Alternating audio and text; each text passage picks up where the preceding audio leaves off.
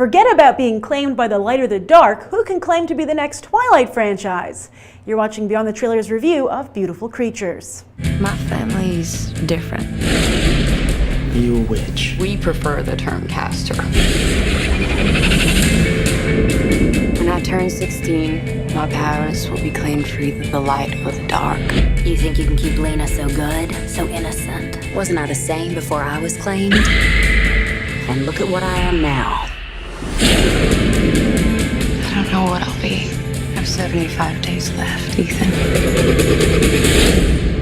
Yes, the Twilight mantle is still up for grabs. Although, interestingly, I've interviewed both the director of Warm Bodies, Jonathan Levine, as well as the director of Beautiful Creatures, Richard LaGravenese, and both adamantly said their films were not like Twilight. Yet I bet that's not how their respective studios felt, and I'm sure both directors played along for the sake of getting their movies made.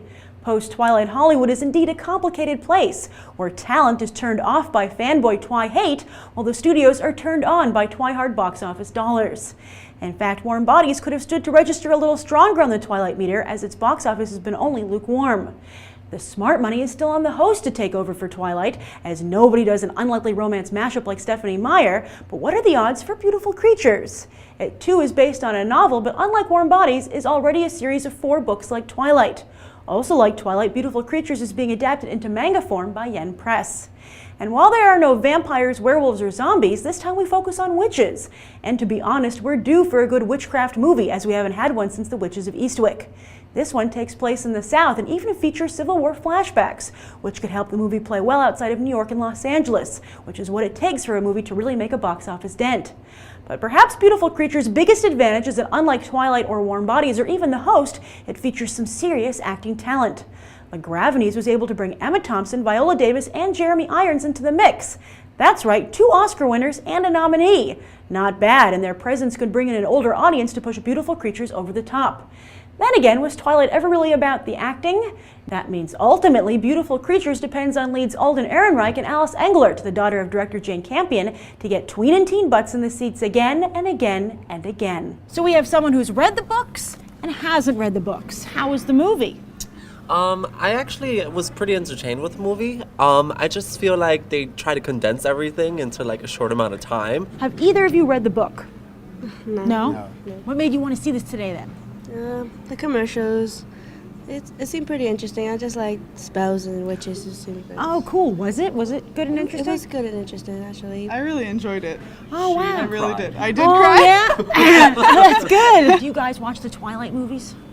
Yeah, I saw a few of them. Yeah. Did you? No, I just like the books. What do you guys say to someone who goes, oh, this is just a Twilight ripoff. I don't like Twilight. I'm not going to see this.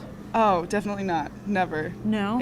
I think, personally, I like it better than the Twilight movies. How is it different? Well, like, the directing for me was a lot better. He's just a little darker than Twilight was.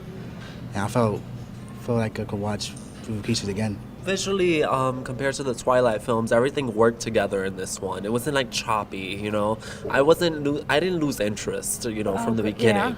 Yeah. I hated the first Twilight movie so badly. So I'm really excited for the next 2 movies if they do make them to come out. Well, you also said that you like witches, right? And Yeah. witches are a good excuse for special effects. Does the movie have cool special effects, or is it kind of cheap out? Actually, it's amazing. The way they witches, when they cast, you can see what they cast. It doesn't come out of nowhere. When that girl knocked her out of the house, that's actually cool. Oh, good. What do you give it on a 1 to 10?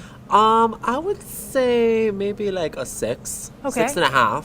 All right. What do you think? I'd give it like an 8 or 9. Oh, excellent. Okay. Do you think you would have liked it more if you hadn't read the books? Oh yeah, I would have definitely liked it more. 10. 10? Oh, good. What do you give it on 1 to 10? I'm 10 and a half. So, Twi haters, you might want to give Beautiful Creatures a chance, as audiences give the film an 8.5. I'm Grace Randolph reporting from Regal Ewok, and I hope we'll go beyond the trailer for these other top movies.